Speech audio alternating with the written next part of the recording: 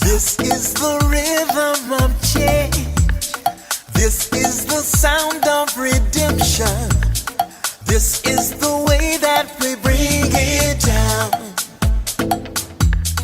Down, down, down. Down, down, down. Down, down, down.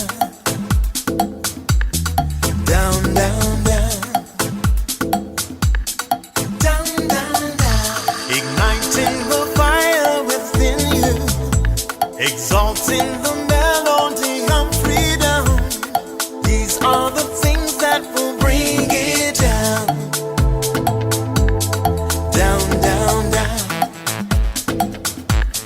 Down, down, down. Down, down, down. Down,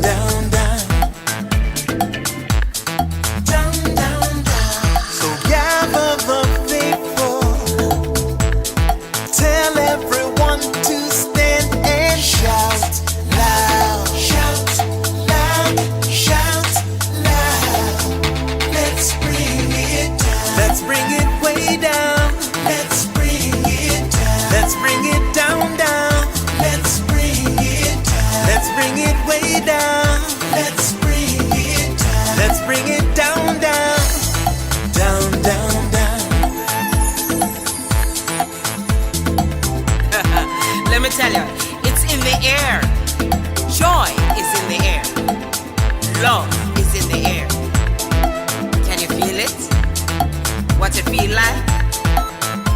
Freedom. What it feel like? Don't sleep on it, brother. You might get left, sister. Can you feel it? What it feel like? Freedom. What it feel like? Justice. No need to be counted, cause I am down. Down, down, down. Down, down, down. Down for the end of racism, for the end of bigotry, cause I am down. For the end of misogyny, that's right. For all the isms out there, just down, down, down. Let's bring it down. Rise up, people. No more foolishness, and let's bring it way down. Riding the river of change into the cries of contrition. This is the way that we bring it down. Down, down, down.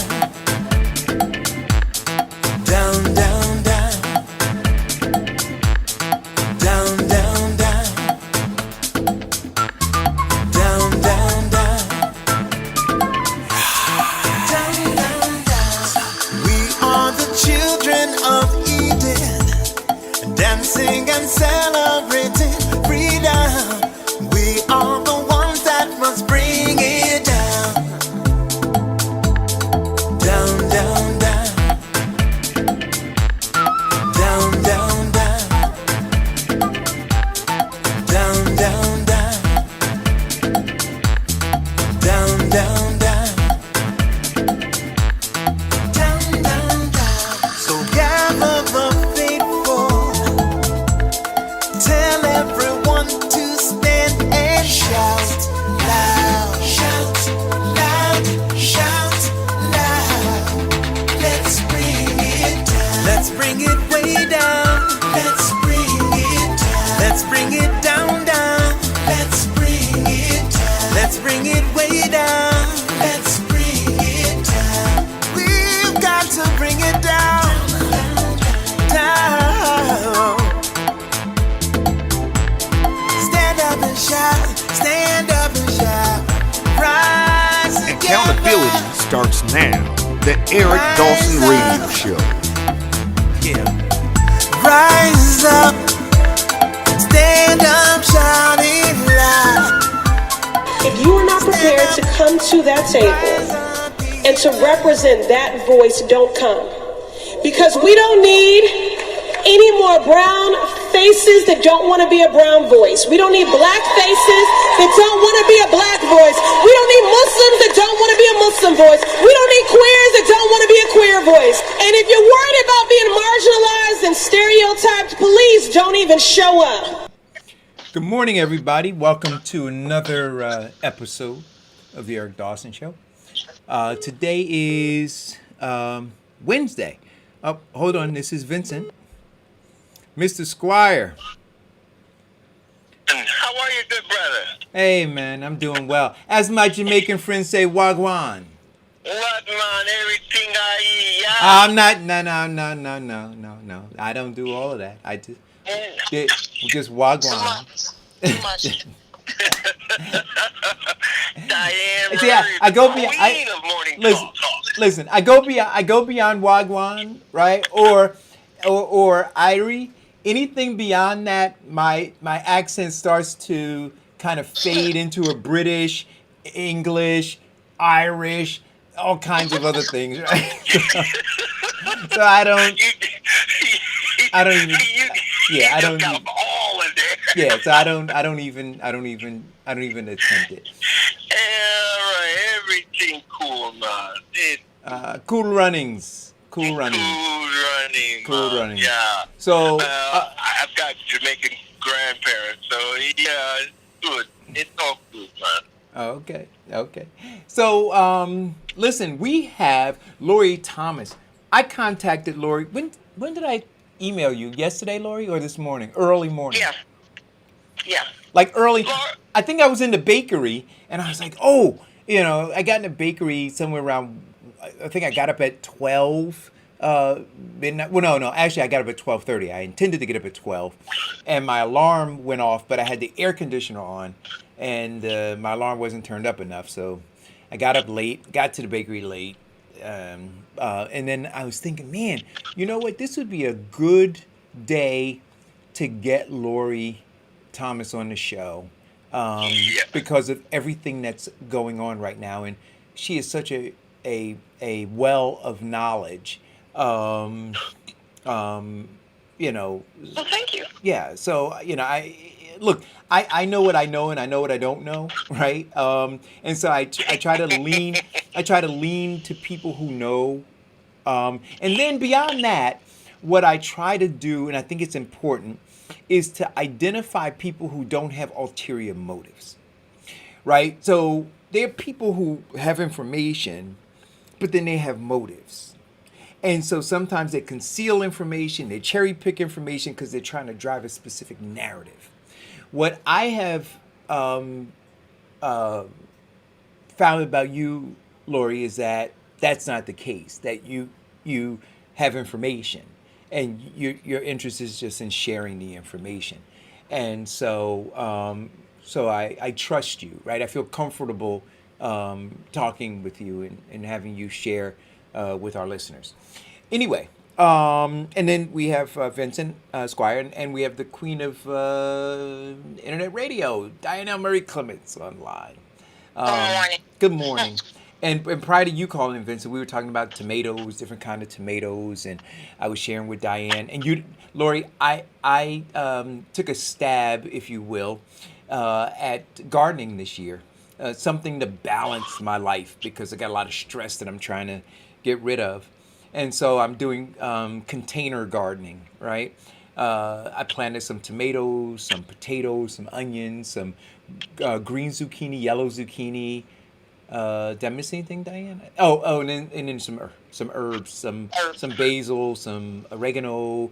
I got some mint going in the garden. So it's like that is where I go to decompress.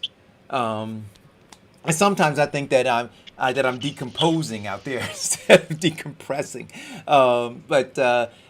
Yesterday I posted a picture of my yellow zucchini. My zucchini plant gifted me with a beautiful yellow zucchini that I was so proud. I almost felt like a dad all over again.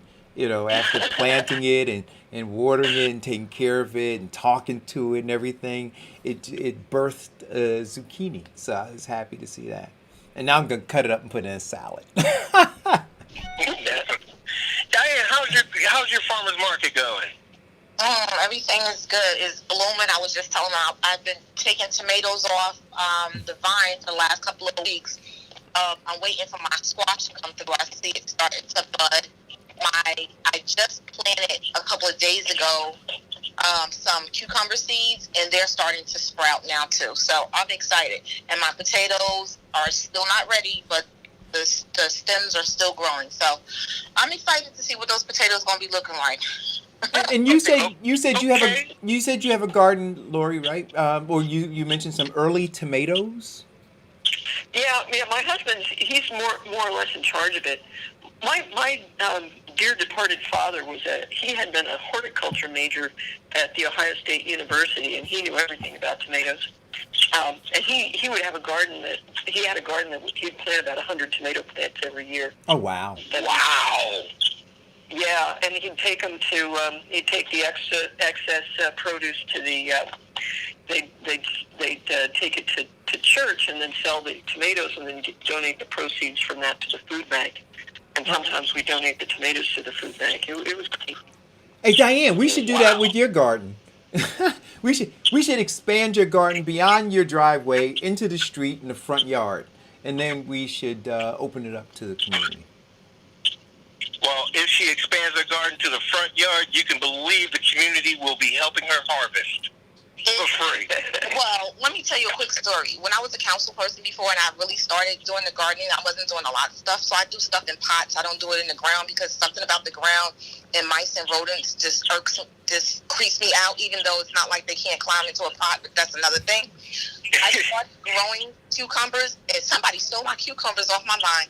And I called the news reporter and I said, I need you to write an article. They done stole my cucumbers out my yard. Really? So I think it was the landscapers or whoever, but whatever. So, no, I will not be inviting people to my house to harvest. Now, there's a woman. I may There's a They woman just on. won't invite them. They just gonna walk up and start picking. There's a woman on Park Avenue in East Orange. She has a couple of peach trees in her front yard, and literally, people walk by and just pull peaches off the tree. You know, and I know it. which is okay, because, so this is another quick story. One of our DPW people ordered trees, replacement trees, and of course they didn't realize what they ordered. They thought they were ordering cherry blossoms, and they also did not order cherry blossom trees. They were actually fruit trees, and they planted it in front of the woman's house. The tree was, of course, close to maturity. The tree started growing, dropping fruit in her yard, and all the kids would walk home from school and start picking at her yard. It was driving her crazy to the point we had to go dig up the trees. wow. Wow. Well, listen, I want to get to it because we got an hour and 45 minutes. There's a clip that I want to play, and then I want to get everybody's response. It's about a 4-minute video concerning masks, and I titled this should we wear masks? And we talk about other things. We're going to talk about just the continued rise. And Donald Trump actually said things are going to get worse before they get better. Now, remember before he said, no, this is going to be over. Now, even he is crumbling before the data, right? So the data, it doesn't lie, right? And so now he has to acknowledge that things are going to get worse before they get. He said, I hate to acknowledge that, but the fact is that they're going to get worse. So let me play this clip, and then we'll get into a discussion about it. Here we go. There are plenty of reasons why most of us would opt out of wearing a face mask if we could. Masks can pick up and accumulate sweat, makeup, pollen, and whatever particles might happen to float by. Depending on the materials your mask is made of, wearing a mask could trigger allergies, itchiness, and possibly even maskne. Yep, that's mask-induced acne. When you wear masks long enough, the backs of your ears begin to get tender and irritated, and unless you wear an extender, having a loose mask on may only be slightly better than having no mask at all. And let's not even talk about what happens in the summer when the heat and humidity begin to make mask wearing a real challenge. You want to wear a mask that is light in color because dark colors will get hotter faster. But all the inconveniences of wearing masks would be trivial if we found out that wearing a mask could actually hurt our lungs in the long run. And despite all the memes and spurious medical claims we've seen being made left and right on social media lately, we're still left wondering, do they really?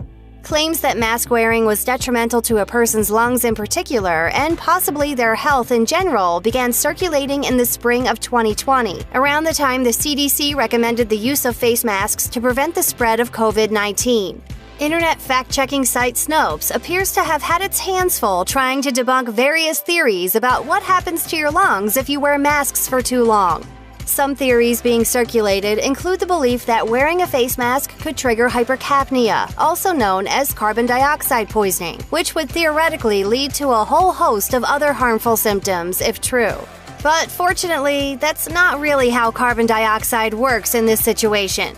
In a blog post for Forbes, childhood cancer researcher Victoria Forster dismissed the idea that wearing a cloth mask can cause you to OD on carbon dioxide, quote, because carbon dioxide molecules are simply too small to be controlled by the majority of mask materials and simply pass right through. She wrote, take surgeons for example. During long procedures, they wear surgical masks for hours with no ill effects on their carbon dioxide levels. Having a surgeon with an altered mental state would not be in the best interests of either the patient or the surgeon, and thankfully, this simply does not happen.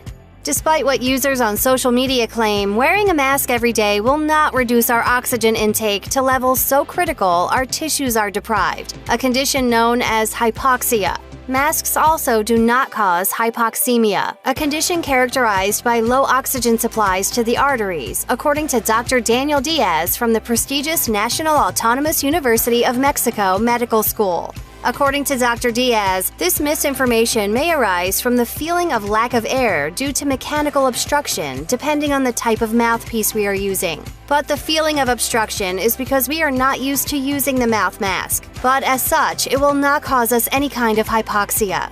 The CDC's guidelines have always been clear on why people should wear face masks. They have been equally clear about who shouldn't wear face masks, and these include children under 2 years of age and persons who might have trouble breathing. The CDC is also clear about avoiding the use of respirators like N95 masks, which are only for the use of medical personnel. And in case you think you can be excused from wearing a face mask because you have asthma or COPD, Mount Sinai Hospital Professor of Medicine Neil Schachter says, I definitely recommend using a face mask for everyone in these times, especially for people with asthma and COPD. We need to protect those at risk, in particular those with fragile airways. That said, you should always consult your doctor if you're concerned about the effects of mask wearing on your lung or heart health. If you have lung or cardiac issues, talk to your medical provider before wearing masks. So, what happens to your lungs if you wear a face mask every day?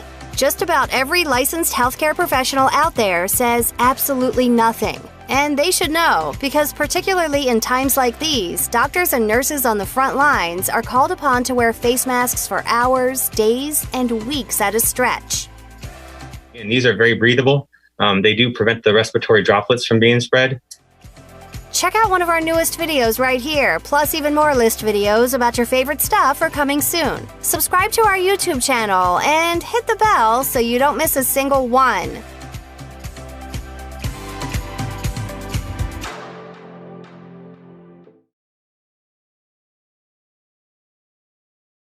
Okay, so I think that was pretty self-explanatory. Any comments from you guys? So, to wear a mask or not to wear a mask, do you think people are not wearing masks not because they don't think it's safe, but because something psychologically in their head is saying to go against the grain? Because it does not make sense why you would not wear a mask if not to protect yourself, to protect others. Makes sense to me. Well, I worked as an editor for a journal, for a respiratory journal for several years, and for a respiratory and a pulmonary journal. And in all that time, I never edited a single article on the harms that happened to anybody because they were wearing a mask. Not once. I edited a lot of articles about people dying of respiratory infections, but not one about people having harm from a mask. And that should tell you something right there. Well, we look at the medical profession where doctors and performing surgeries for hours wear masks. Not one of them suffered any of the symptoms that are going around in these mask-wearing conspiracies. Right. So I want to stop right there. And I want to stay because that's where I was this morning at like 1 o'clock in the morning or whenever it was that I think it might have been more like 3 o'clock that I went live on Facebook and talked about how dangerous and irresponsible these posts are that are, one, telling people that they shouldn't get vaccinated if and when a vaccine is developed for this thing, and then two, that people ought not wear masks. That this is just downright reckless. And I said exactly the same thing, Vincent. I said, so all of these surgeons that wear masks in these operating rooms, right? If there was an issue, right, they would be the first ones complaining that they shouldn't be wearing masks. And what a detriment it would be in the operating room to have a surgeon. Can you imagine a brain surgeon suffering from oxygen depravity, right? And then operating on you? Really? So I want to ask all of the conspiracy theorists out there. So when you go into the hospital, if you had to have a surgical procedure, would you want the people in the operating room to have masks on or not? Yes. Yeah. See, should they have masks on or not? So should we all just not wear masks? I mean, I just think it's ludicrous. I think it's absolutely ludicrous. See, what I'm finding out, and my daughter just started her summer courses for college. One of the things that she's doing is social psychology.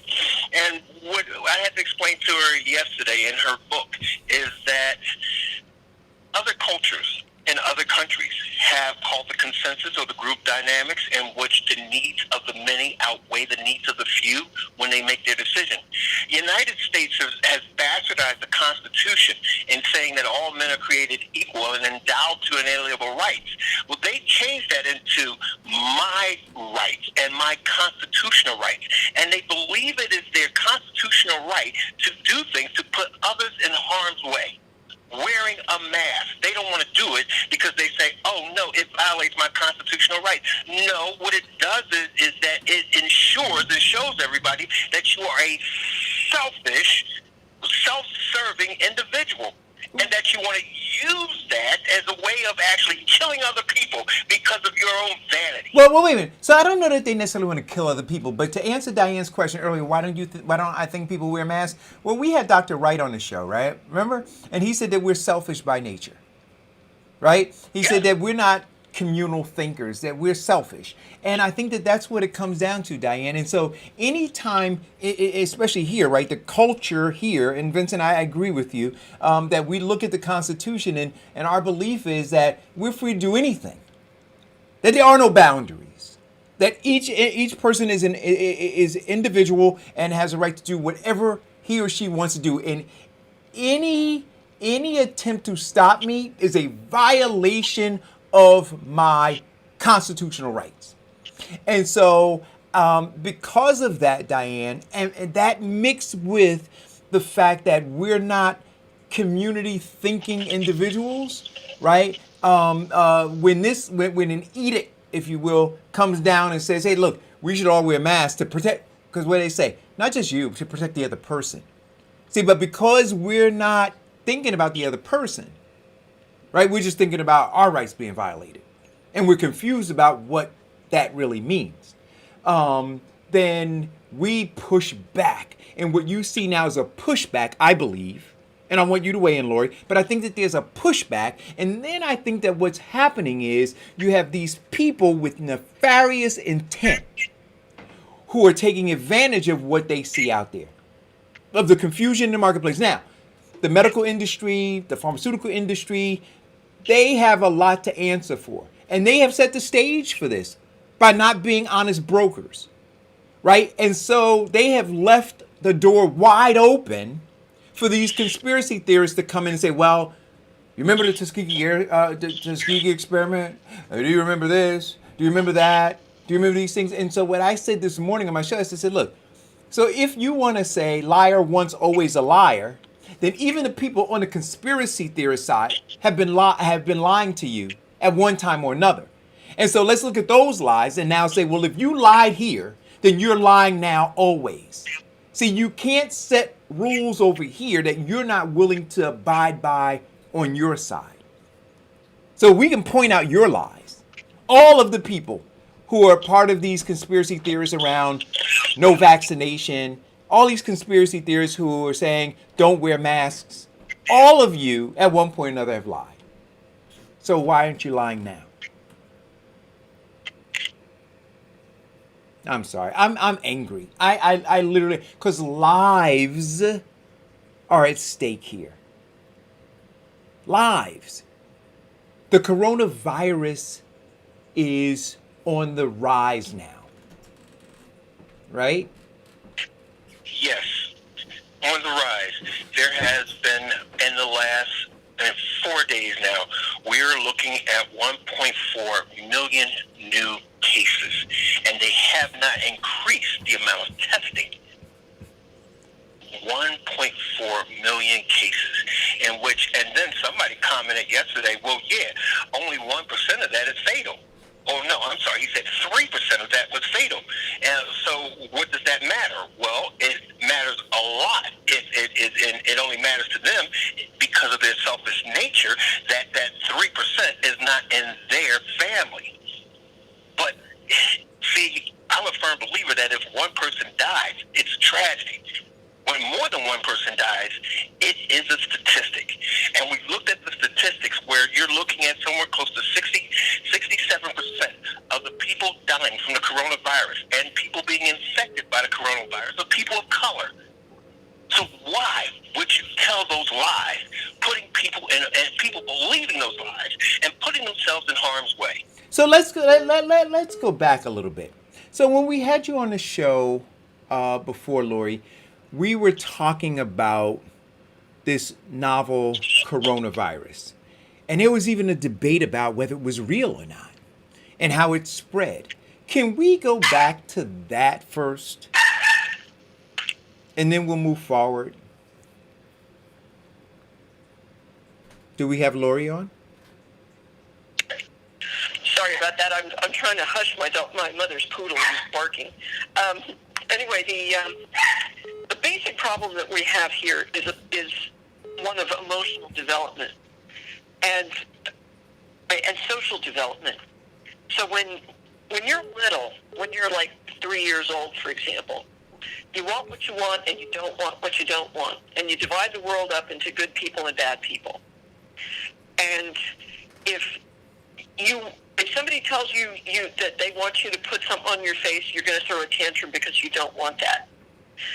And if anybody who tells you that you're going to have to put a mask on your face, if you're a toddler, you're going to think they're a bad person. They're being mean. And that's the way these people, the anti-mask people, that's basically the problem. That they're reacting emotionally on a 3-year-old's level. So, but it's odd because some of them can read and write, and they can make all these arguments about hypercapnia and all this kind of stuff, it's just ludicrous to anybody who's actually read any medical physiology textbooks, for example. But the problem is that we have a huge number of people who are still behaving like toddlers, even as adults. And I don't think this is an accident, because the people who were running big corporations back in the early 20th century, what they viewed as the big problem in their lives, in the Victorian era, early 20th century, whatever, they were concerned about labor unions. And labor unions are effective if ordinary people have solidarity with each other, if they think about somebody other than themselves. So the people who were running things wanted to shape our culture so that the workers would have no solidarity with each other, so they'd be willing to cross a picket line in no time flat and then destroy the bargaining power of labor. They had every economic incentive to bring about that kind of attitude, to cultivate that kind of attitude in the general public. And this attitude of, I don't want to wear a mask, and having no concern for your fellow human being, that's a product of that. Well, you're right. Solomon says, my people perish for lack of knowledge. And the history stated, as you said, in the 20s, when the actual, the Spanish flu, and that pandemic hit, people had to wear masks. And you're right, because that goes to the theory of the collective. Unions are designed to be a collective of like minds so that they can do what's best for the group. And they were divided by the corporations, who said that it is better for you to stay out of the group so that you can have an income. Just like they're saying right now, it is better for people to put their lives at risk so that we can open up the economy. It's better that our children sit in a potentially dangerous environment so that we can open up schools and get parents back to, they have no reasons not to go to work. It is the violation of that collective, of doing what's right for everyone involved versus what's doing right for the rich and wealthy individuals. All right. So the phone has been ringing. I haven't answered it because I wanted to allow Lori to finish her point. So call back. I'll answer the phone and we'll take the thing. But if you call in the middle of somebody talking, I'm not going to answer the phone.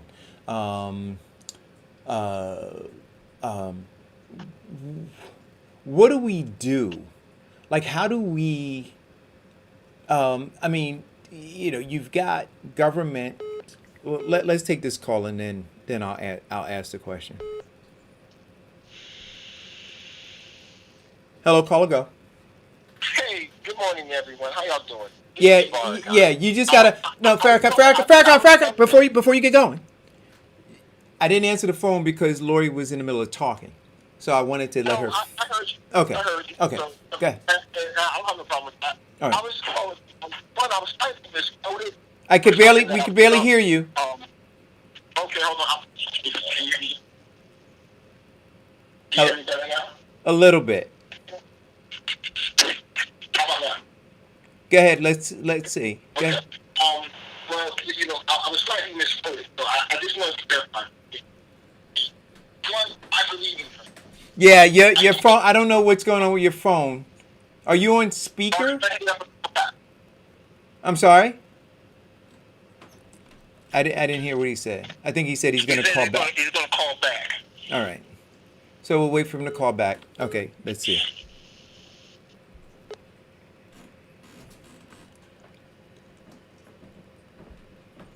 All right, so whatever he did, hey guys, I need everybody to call back.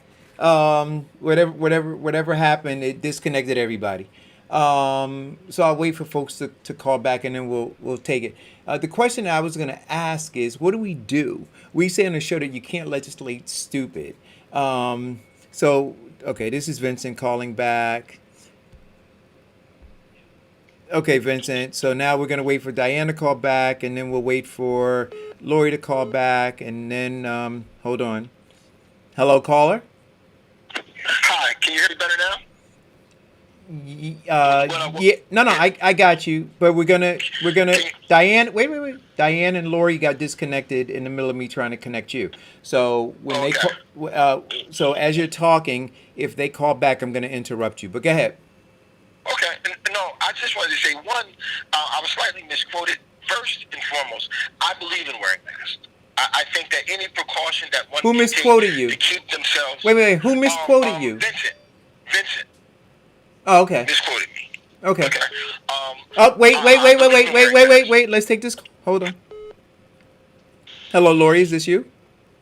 Yeah. Sorry, my call got dropped for some Yeah. reason. Hold on 1 second. But you're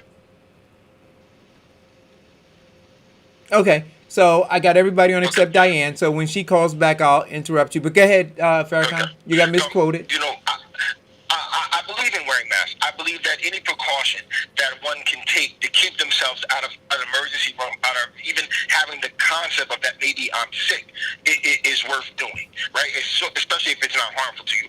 I don't personally believe that masks are that harmful. I don't, when I put up the post that I put up yesterday that Vincent referred to, I was speaking, I was trying to create a dialogue, right? In which person was saying why we should use masks to reduce the spreading of the disease. Not contracting it, but reduce the spreading of it, which are two different things. Okay. Which a lot of people don't understand, right? They don't understand the difference in the two.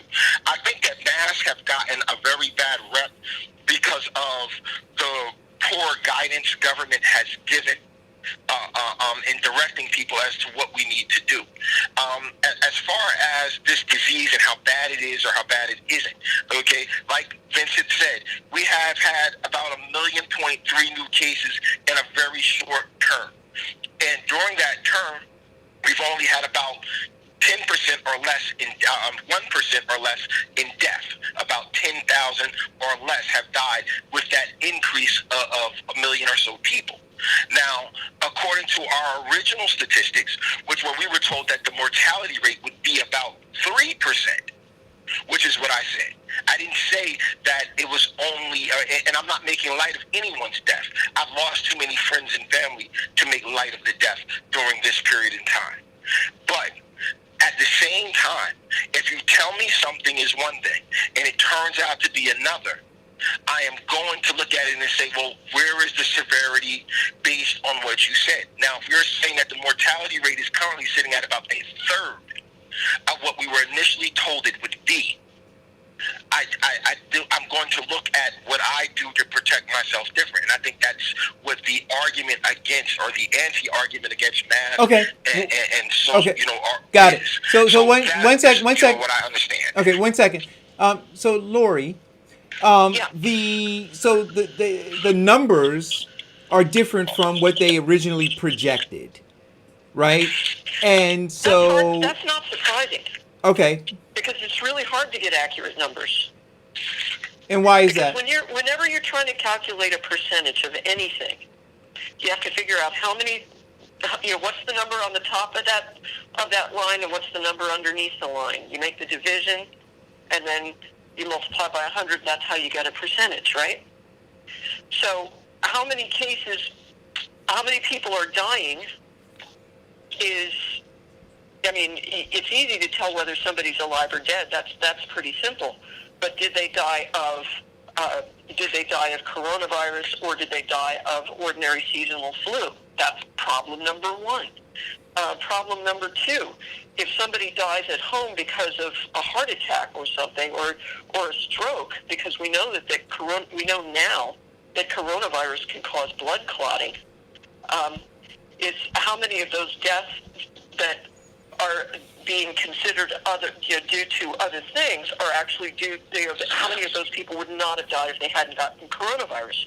That's another problem to be worked out. And then as far as the number on the bottom, there are a lot of people who have what just looks like an ordinary cold, or few if any symptoms. They may be able to spread the disease, but they're not necessarily getting a diagnosis. Right. So how you figure out the percentage of people who are dying is really hard, and the estimates are going. It's always at best an estimate, and the estimates are going to change as more information comes in. People should expect that. I mean, once I've explained that, people say, "Okay, yeah, that makes sense." But it's well, here's the thing. Here's the thing that I think people don't pay attention to, right? They called it a novel coronavirus, right? Which says very clearly, we've not seen this before. There are going to be things that are going to be discovered as we go. And again, I think that the folks on the other side that I am convinced have nefarious intentions, right? They're playing in this space of confusion, and they're using every opportunity to discredit folks that are being honest and saying, "Hey, we thought this, but now we think this. We thought this was the case, and now we know this." And they said, "See, they didn't know what they were talking about. See, they're confused. See, they are. And yes, they didn't know, but they said it in the beginning. Said this is a novel." Let me finish, Vincent, please. No, okay, I will. Oh, they said this is a novel coronavirus. That's how they started. They started by saying that. You're right, and only thing, and I'm not arguing. I'm regardless of what you guys understand from me, I'm in total agreement with you guys. Oh no, I'm not talking about you. Right. But what I would say is this: maybe what the government the leadership should have done, as opposed to giving these numbers, right, saying that this is what it's going to be and that. Maybe when they said, "Well, this is a novel virus, we have no idea. Let's just take worst case scenario." See, I would have respected that. I would have respected them saying, "We don't know. We're going to give you the worst case scenario, and we're going to protect ourselves." Okay, stop for 1 second. Okay, stop for 1 second. No, stop for 1 second. Lori, what would have happened if the government said on television, "We don't know what's going to happen.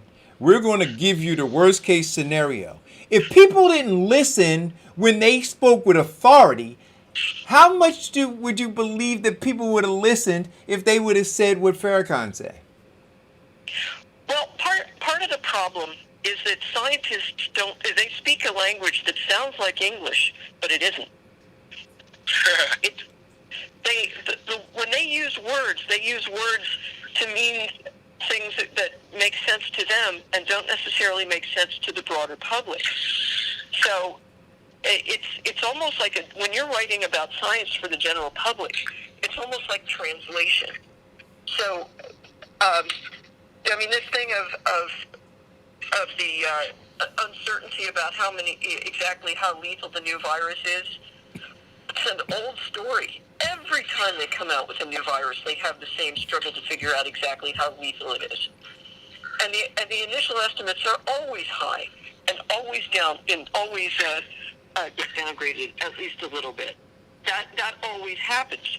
So for me, because I've worked in medical publishing for 30 years, and I see that this is going on, I'm like, okay, yeah, right, same song, different verse.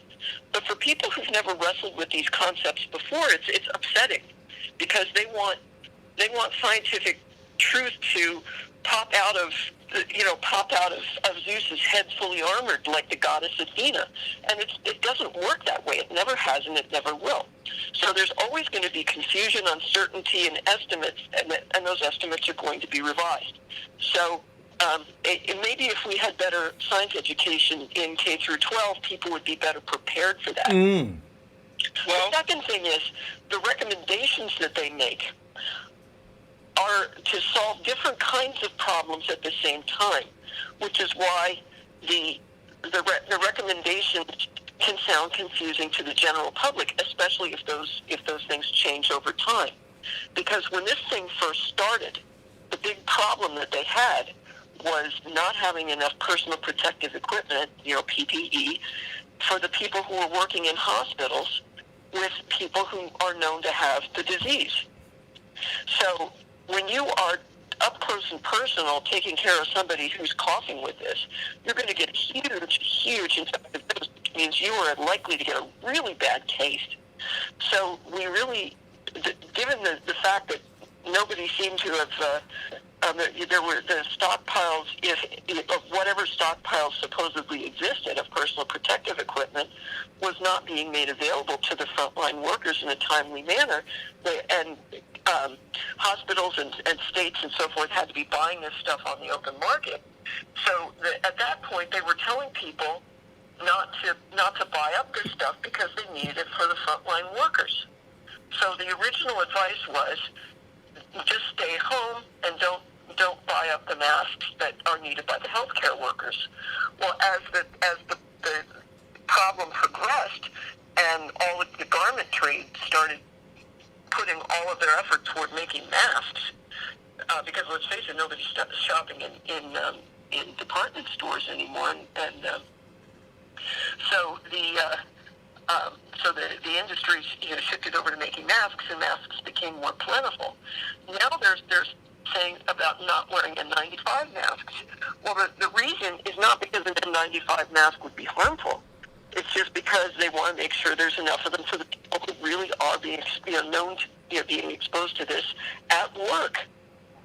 So it's just don't buy up the N95 masks that the healthcare workers need. That's what that's all about. So basically, do wear a mask and stay home. Now, the other thing that was confusing to a lot of people, they don't understand what the discussion was about, is to whether it was airborne or aerosolized. And this refers to how big of a droplet that you produce when you cough or talk or sneeze or what have you. Have you ever seen a picture of somebody sneezing and you see all these droplets? People, when they cough, they produce these huge droplets. Or when they sneeze, they produce all these huge droplets. Well, those huge droplets are really good at spreading this virus. But the question is whether the much smaller particles that you produce when you simply breathe would be effective at spreading this. And those smaller particles are important because they carry for a farther distance before they fall to the ground. So the question of how far away do you have to stay from somebody in order to stay out of the infectious zone, a zone where you could catch the disease from them, that depends on how on this question of droplet size, what kind of droplet is capable of transmitting this disease. So there's that discussion, and a lot of people don't. It's a complicated story, and a lot of people they haven't had it explained to them, and maybe some people don't have the patience to sit there and have somebody explain it to them. But that's what that question about. If it's an airborne spread, then masks would be much less effective. If it's droplet spread primarily, then the masks would be much more effective. And the primary reason to wear a mask is to protect other people, but it also gives you some protection. If both you and the other person are wearing a mask, then the risk of transmission goes down very, very much. If only the infected person wears the mask, it goes down significantly. If only the uninfected person wears a mask, there's some protection, but not all that much. So really, you need the infected person to wear a mask, and it also helps for the uninfected person to wear the mask. And the fact that you don't know that a person is infected, right? Because they could be asymptomatic for, I don't know, how many days, weeks. Right. The idea is to have everybody just wear a mask. So again, understanding that they're learning as they go. Right? You know, you said whether it's aerosolized or not, whether it's big droplets, small droplets, whether it's through talking or coughing and sneezing, because it's so dynamic in terms of things changing, it seems that erring on the side of caution and safety is the way to go. not just not just saying, you know what, we don't know, but what we do know is that this danger exists. We don't know the full extent of it, but until we do, hell, let's just be reckless. I mean, it just makes no sense. Well, that's American. Oh, and right, and like I said, it makes no sense. Brother? That's American. No, and it makes no sense. And you're right. I say, err on the side of caution. Wear a mask. I don't believe it's going to kill you. I don't believe it's going to do nothing bad to you. But, the American concept is, I don't have to do that. I don't need any protections. I'm an American and I got a right to just choose to do whatever. That's our selfishness. But what I'm trying to figure out, right? And when I do, I'm gonna climb to the tallest building where I think that's in Dubai, right? So I'm gonna go to Dubai and climb to the tallest building in the world and scream out what the answer to this is. I'm trying to figure out what that other side has to gain by doing what it is that they're doing, by creating this confusion, by telling people not to wear masks, and priming a community of people who are already distrusting of the medical profession. And I'm talking about Black Americans, right? And telling them, hey, want you to beware of these vaccines when they come. Don't want you to take them. I'm trying to figure out what you have to gain by putting lives at risk. One of the biggest things that they have to gain, Eric, is attention. And that's what it is. Some people have been lacking attention because of the virus and other things, that they're no longer relevant on social media, and people are I think it's bigger than that, right? I think that, like, when I look at money. It's money. People get paid to spread bullcrap. Okay, now to that, Vincent, only thing I would ask is, well, where's the money in not selling the product? Where's the money in not selling the product? In not selling the product, right? In other words, like, if you're anti-vaccine, we know there's money in vaccine. Where's the money in anti-vaccine? Right? Because if you're telling people don't do something, don't sell something, don't take something, how is that guy going to make money? But one of the biggest threats of the anti-vaccine were the chiropractors, who, because of vaccinating children, came to somewhere close to $163 million a year. And the chiropractors were saying that if you just bring your children in and we can adjust their spine and increase their immune system, you don't need to spend that money on vaccine. The other issue came in people who actually opposed the vaccine, the people who had another vaccination that they were trying to push. So there is a lot of money in that, in not spreading the vaccine. There is a lot of money in people who are now pushing the post-presidential or post-Trump, because he's changed it now, rhetoric of it's all a hoax, it's the Chinese flu, it's the Hong Kong flu, as he called it. Got it.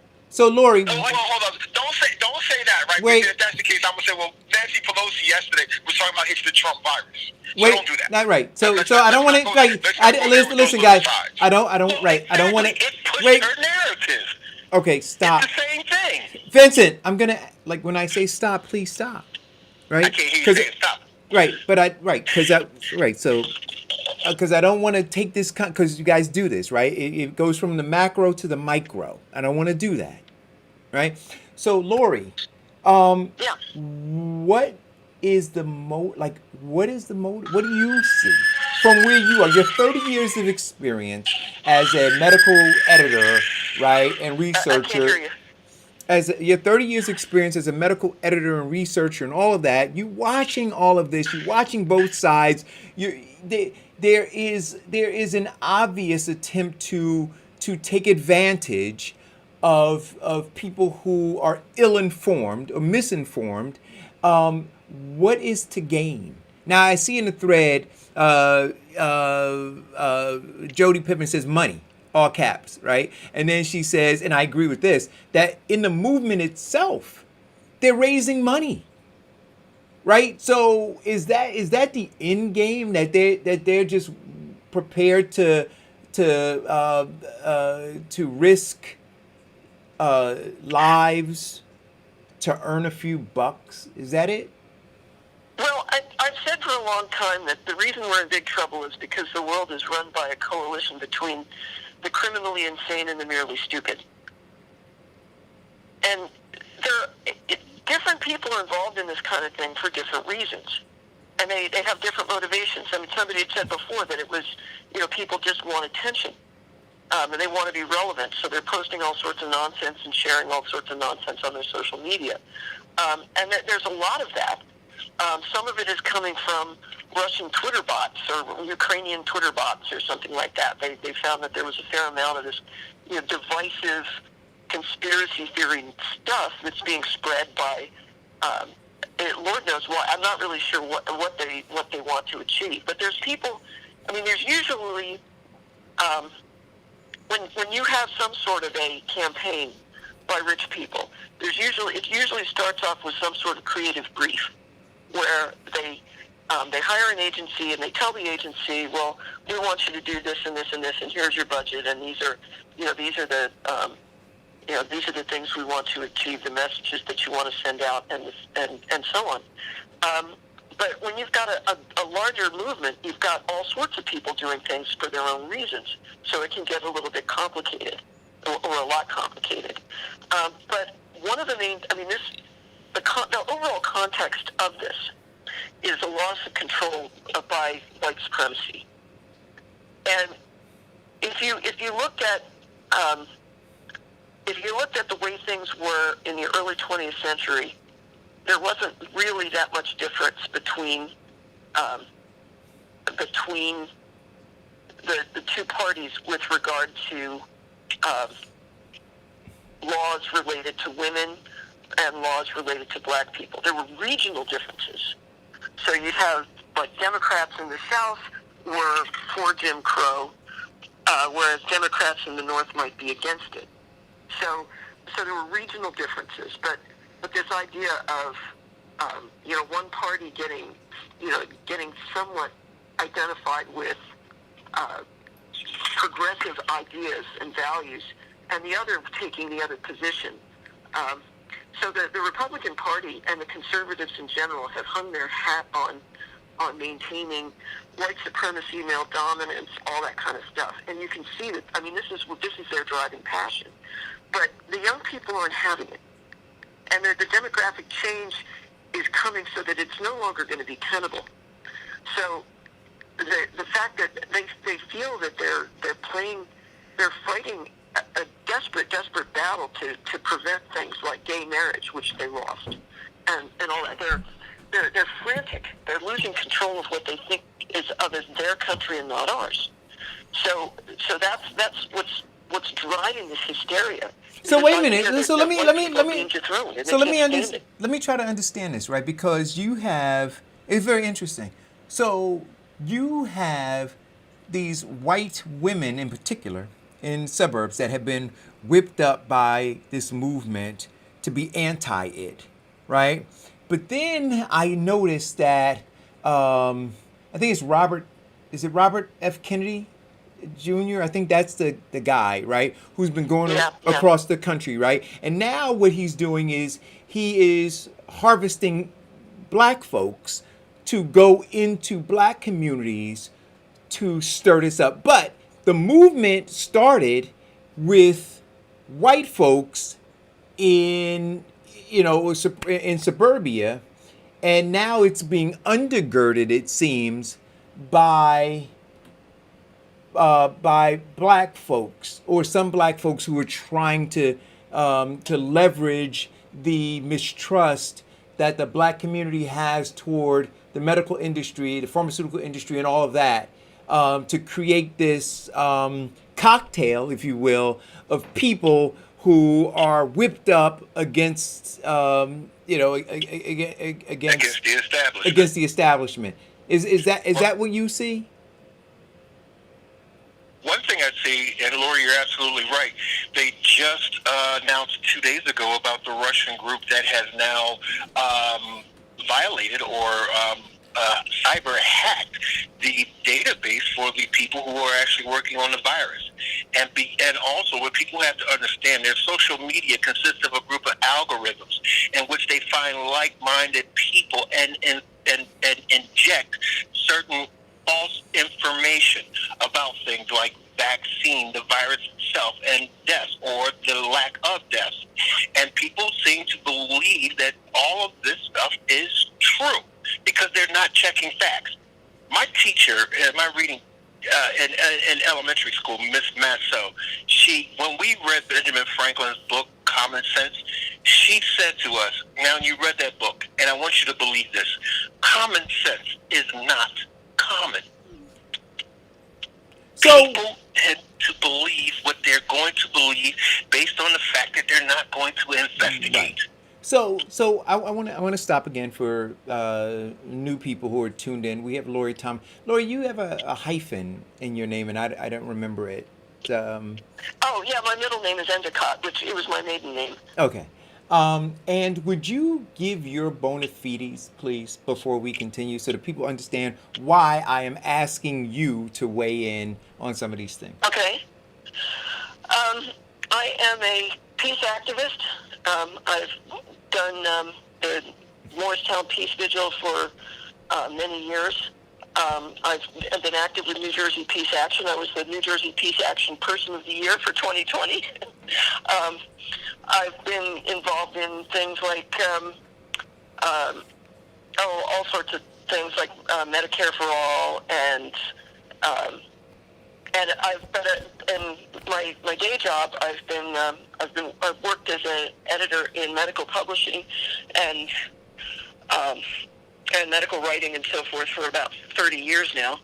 And I've also written several books. The first one was Not Trivial, How Studying the Traditional Liberal Arts Can Set You Free. And it explains how the schools have been dumbed down.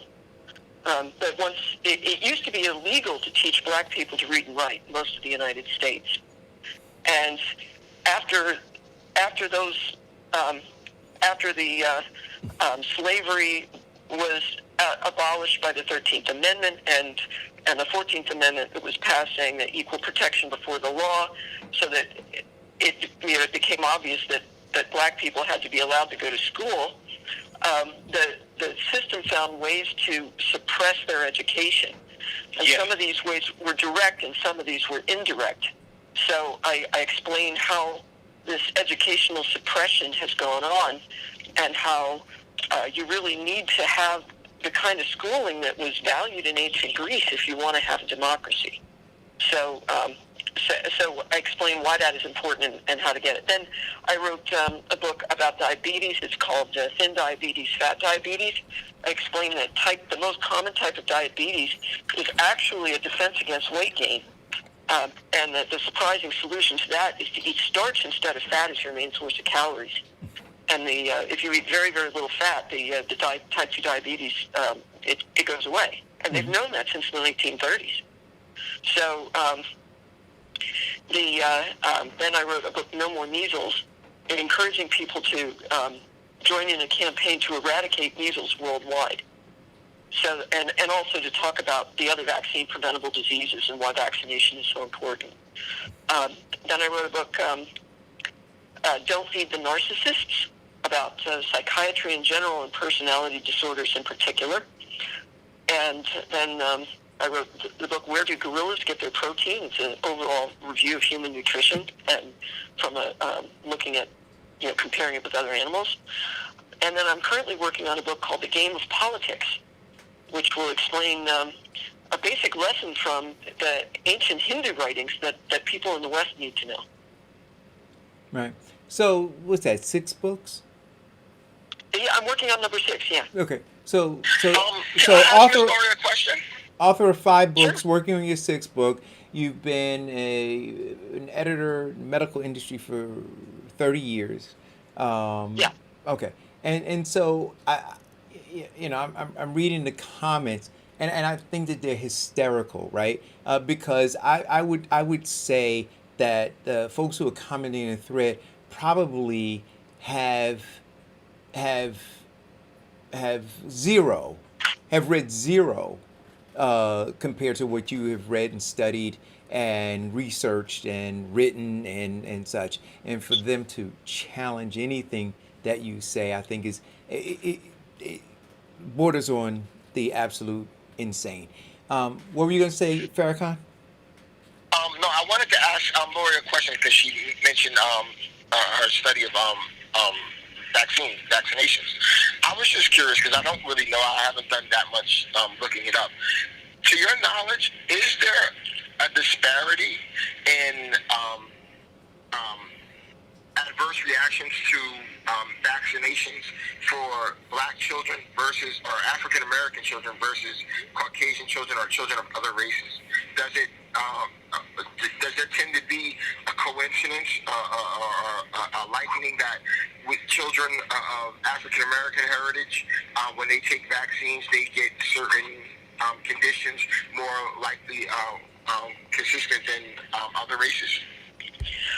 Somebody had tried to spread that story, and they did it by crunching data from some other studies. Now, one of the things that you learn when you take graduate level courses in research design, which I did in my wild and misspent youth, is that when you have to pay attention to the original design of the study before you can interpret the results.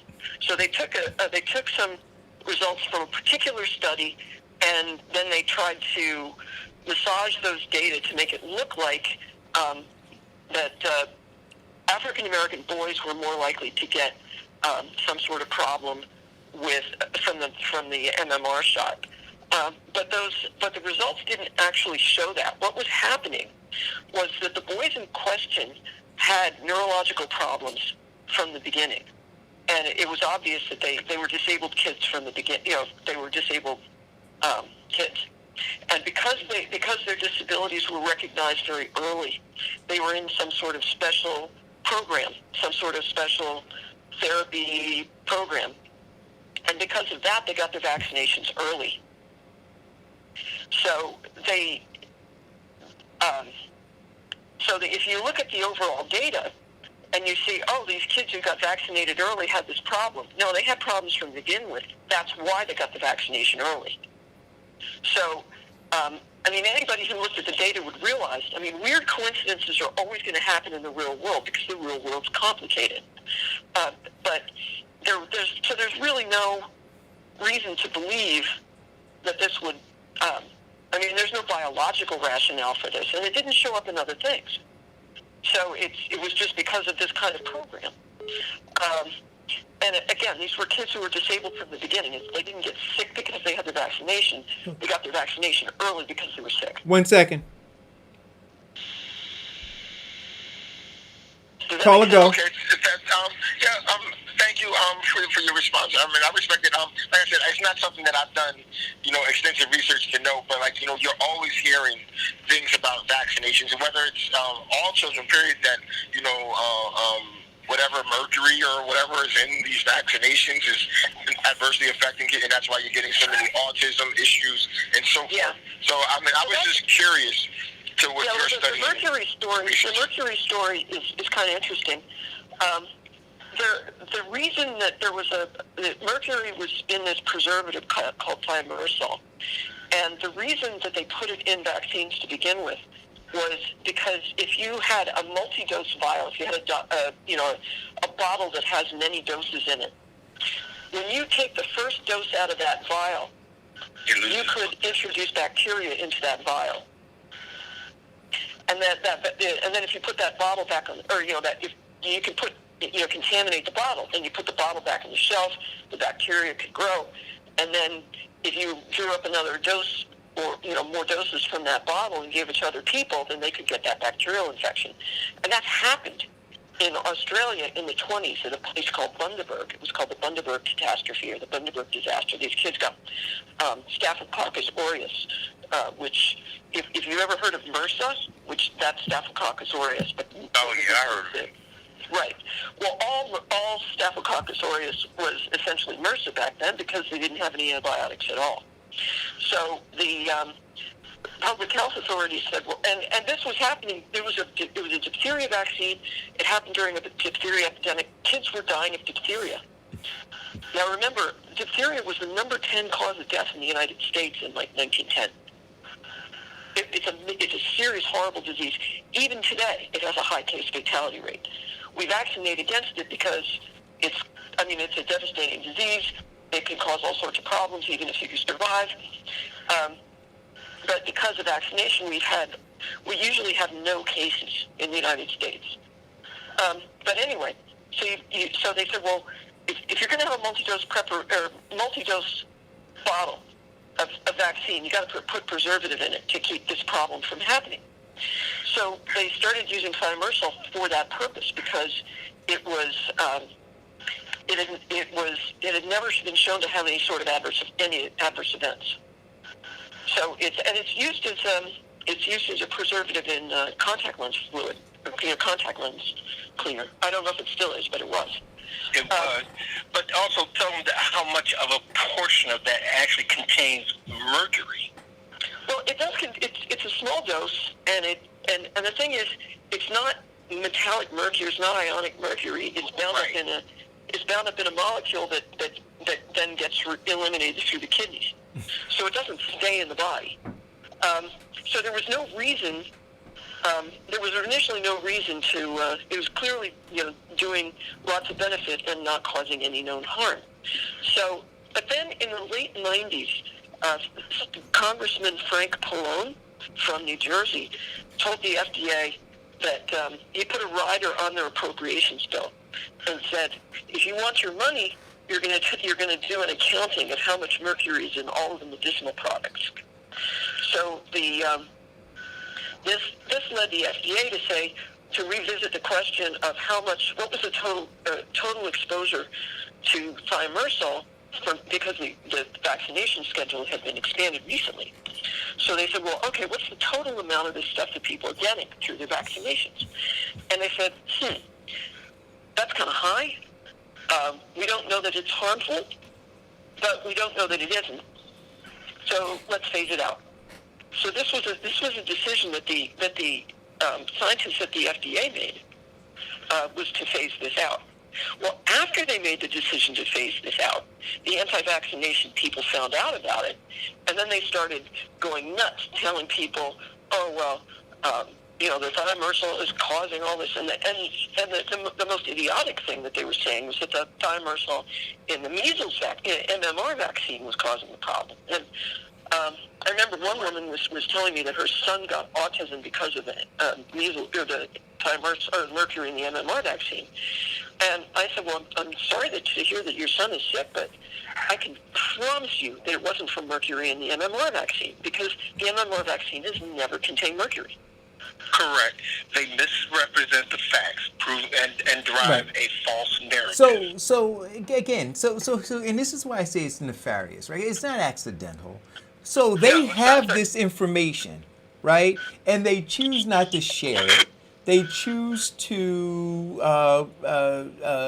play on the fear and the lack of intellectual curiosity that people have, and then they present themselves as experts, right? They say I'm an expert, and so folks who are less intellectually curious say okay, and then if you're already leaning toward not trusting, then you say, well, okay, let me hear what you have to say. It's all, to me, disgusting. It is absolutely, and lives will be lost as a result of this. Correct. They intentionally misrepresent the facts, and people are believing them and following this misrepresentation, and they're dying from it.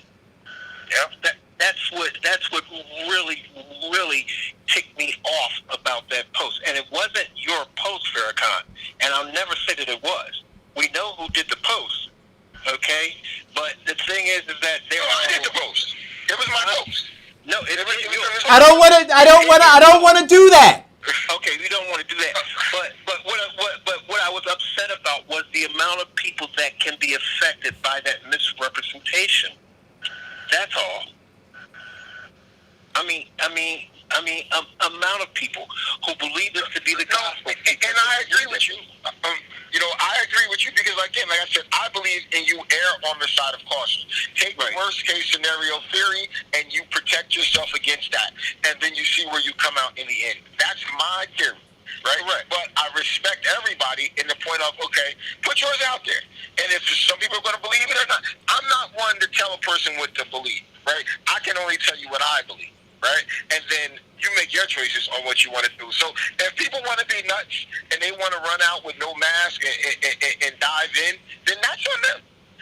Well, but you know what? You see, but Farrakhan, I want to stop there for 1 second, right? Because I don't think it's just on them. So when you make that statement, right, it's kind of like a thing that I read in the Post. What does it say? It says, "I'm extremely aware of the possibilities, but it's my choice.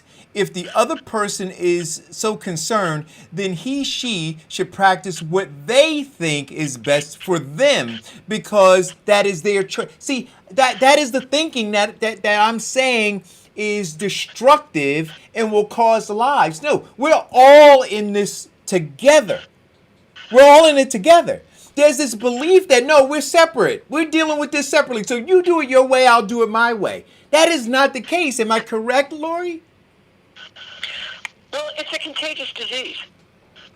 If it were a question of somebody eating food that is not good for you, like bacon, for example, if somebody eats bacon and gets a heart attack and so forth, that's sad. But it doesn't cause other people. It doesn't cause other people to get heart attacks. I just like this individual thinking is killing people, right? So all of those kids who decided, hey Eric, yep, isn't that's where the government comes in? That's where the centralized. That's what I always thought government was for. That's where they're supposed to say, you know what? Everybody stay their butt in the house, and we're going to see what happens after 4 months of a complete lock. I had no problem with a complete lockdown. I don't think anybody should have been able to come out until it could die off, however, as Donald Trump said, just disappeared. Right? And so that could have been made to happen through lack of contact of multiple people. Well, but understand what was happening. But Farrakhan, understand what, and let's go to places that did that. And let's look at the result, right? But here, when you had mayors who were saying, we're going to lock things down, you literally had this a clamoring of people who were saying, oh, they're violating our rights. And they started to agitate. Right? They started agitating the less informed people and saying, oh, this is an encroachment on your rights. This is only the beginning, guys. You be aware. The government is coming. Just like on the other side when they say, oh, they're coming to take your guns and they're coming to take your Bible. Over here, they were saying, oh, they're coming to take your rights.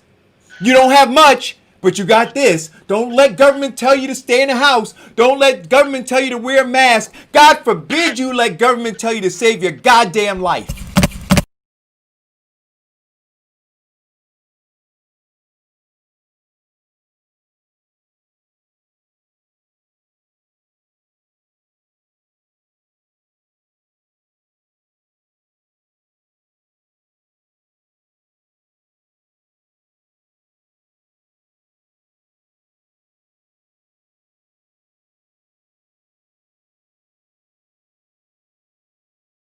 Gonna come back on. Give me a second. There I am. Didn't you ever get an intern, brother? No. Get an intern for this? All right, I'm back on. Make sure they bring their PPE. I'm sorry. Yeah, I hit the button and like literally my camera went off, the mic went off, everything went off. Well, Eric, I'm gonna tell you, I agree with your rant 100%. I just think that it's ridiculous that, as our government didn't just for it. I had no problem with it. No, I didn't like sitting in the house all this time. I didn't like being out of business. But I personally just felt that no, our government was supposed to say. Wait a minute. Munira says she thought I passed out. That's hilarious. Hey, no, I'm fine, Munira. Thank you, Eva. And that was the whole part. which were fighting against it, and the government says, cower to it. I say, listen, I wanted to fight against going to jail. That didn't stop them from sending me there. You know what I'm saying? It's like, you got basically there's 1 million federal inmates, right? 2 million federal inmates, right? I'm sure none of them really wanted to get on that bus and take that trip to prison. But in the end, when the government says you got to go, you got to go. And I personally just really should have done it. I don't care if it meant martial law. I don't care what it meant. I believe that they should have shut this country down. And right now, we be out partying. But you know what though? But here's part of the whole issue. But here's part of the issue. And would you agree with this, Lori? So, on this hand, we say, government, please mute your phone for a second. Thank you. Erica, mute your phone. Okay. Yeah. So, on one hand, we say, and I agree, government should have been forceful and done X, Y, and Z, yada, yada, yada. But government gets a bad rap because government has done some really effed up stuff, right? Including what Trump is doing now in Oregon and other places. And so oh my God, hell is freezing over. He spoke against Trump.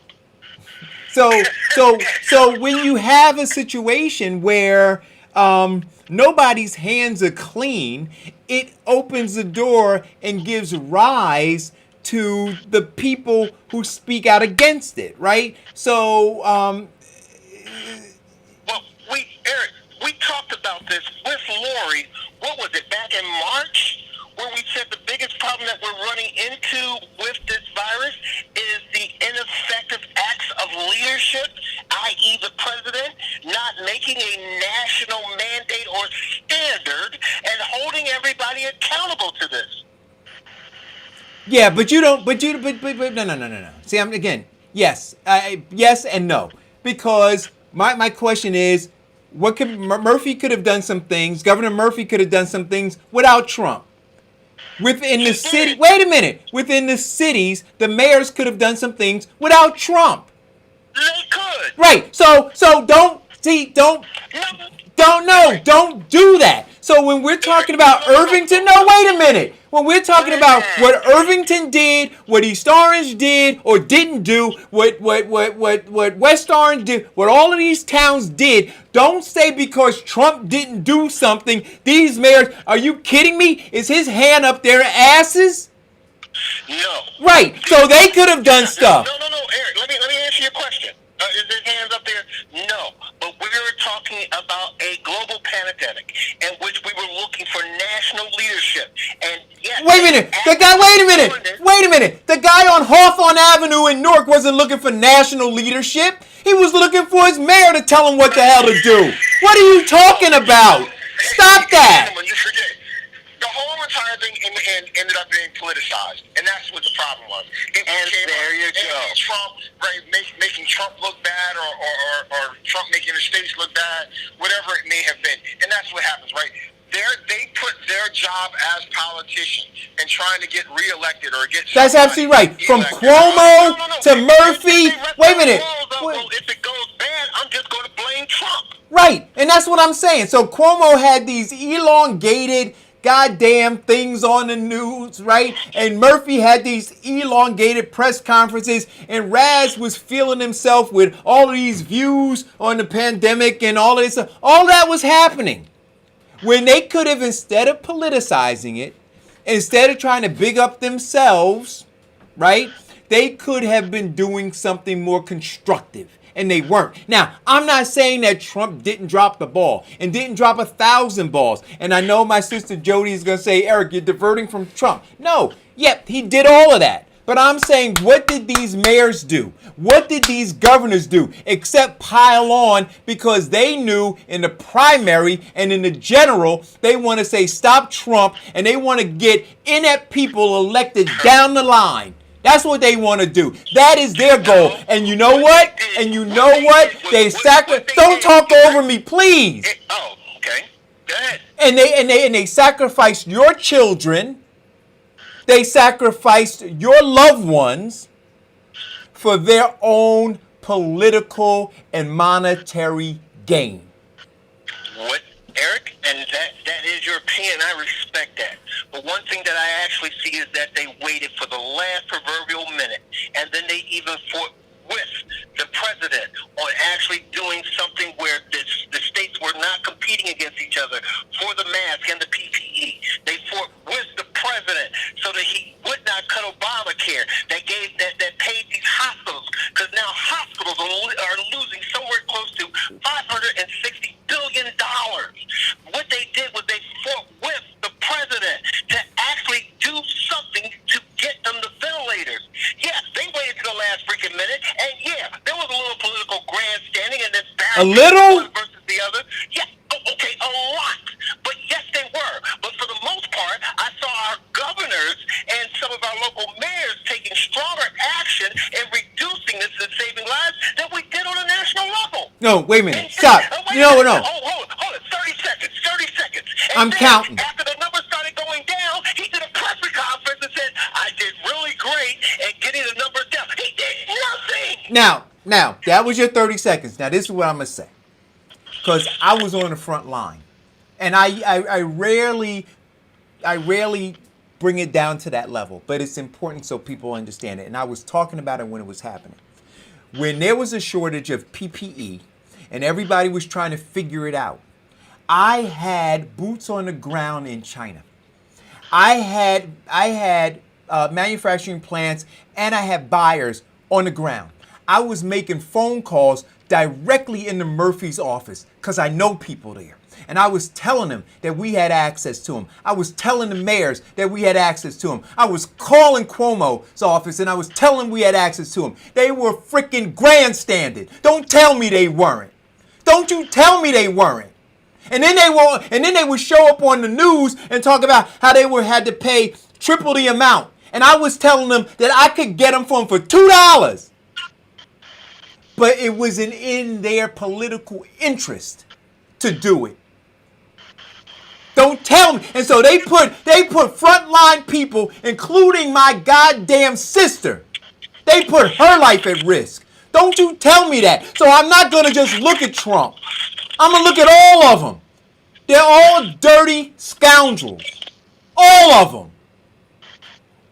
Well, and like I said earlier, yes, they turned that into political grandstanding. And it's what no, it became more than political grandstanding. They cost lives. Yes, they did. They did. Because the simple fact that now I've got an opportunity to make it to make somebody else the scapegoat. Yes, they did. And you were and here's a private conversation that you and I had about that virus when it actually broke. And I found information that a company had the rapid test. I got the investors together so that we could buy up a whole big part of that and even talk with you about. Oh, and none of them called for that test. None of them. And then 3 months later, Trump put a $2 billion hold on them. So they couldn't even political posturing and grandstanding. Right, you back to Trump. You're back to Trump. Call or go. Hey, good morning, Eric. Hope all is well. Listen, what's up, my brother? How are you today, man? I'm good. Will, how you doing, brother? I'm doing all Is this right, Big man. Will? I gotta get in this conversation, man. You got to hear Eric Dawson on the rant today, man. Oh, you think that was hard? Man. Come on. So the bottom line is this, man. Let me shoot my opinion about it, okay? Like I said yesterday, okay? First of all, these politicians out here, Cuomo, Murphy, they knew back in January that this shit was gonna hit. Excuse my language, okay? No, I understand. We didn't. First of all, us as state of New Jersey, okay, we didn't take proactive measures. So I think the first case in New York was in January. I'm not for sure, but it started hitting the East Coast. But why we didn't take precautionary measures back in January of 2020? You know what I'm saying? Yeah. How come we didn't take the proactive measures? So, Lord, wait a minute. Wait, Lori. Wait, no. Wait. When did we take the proactive Wait. January. Wait. Walking around with no mask on. Wait. So, Lori, are you still on? Lori, are you still? That's sort of halfway. because that is when, in January, that is when Trump was making his changes, and because they did not know, again, if you're going to call it a novel virus, nobody knew exactly what was going to go there, right? Okay. And Trump said, okay, well, I'll stop people from coming in from China. I'll stop us from going to China. Let's see if that did it. Well, truth be told, what it was, let me finish this. Let me finish, okay? Yeah, go ahead. The problem was that it had already been here a month or so prior to. See, that's in January when we got our first cases. That's when people went to the hospital. People had already been sick with it, as we're now learning, in November. Right. So we were behind the ball from the gate. Now, whether it's because China didn't say what they said, because we moved slow, but the truth of the matter is, January was 2 months behind. Got it. So wait, Lori, are you still there? So Lori, I wanted to ask Lori a question. Go ahead. Okay, Lori, hello, this is Will Hathaway. How are you today? I wanted to ask you a simple question. Now, I had the flu back about in January, okay? So I took my vaccine, the flu shot, back in September. Always take it in September. I got the flu, okay? Could that been part of that of the virus? And we didn't know anything about you had in January? Yeah. Say for instance, I took my flu shot back in September, okay? My regular flu shot, okay? I got sick in January for 4 days with the flu virus, okay?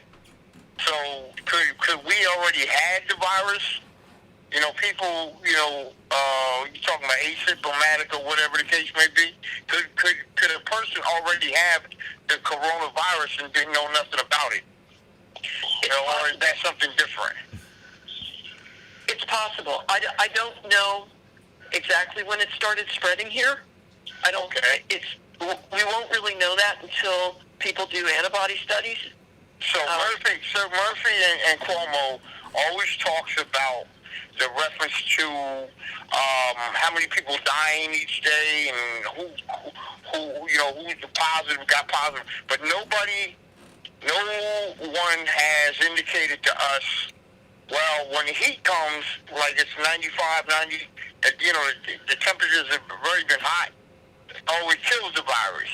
Oh, now we're still wearing the mask. I don't have a problem. I have to wear the mask every day because I'm a frontline worker. Okay, I have to wear it. Okay, so people in general right now are getting an understanding. I got an understanding. We really don't know.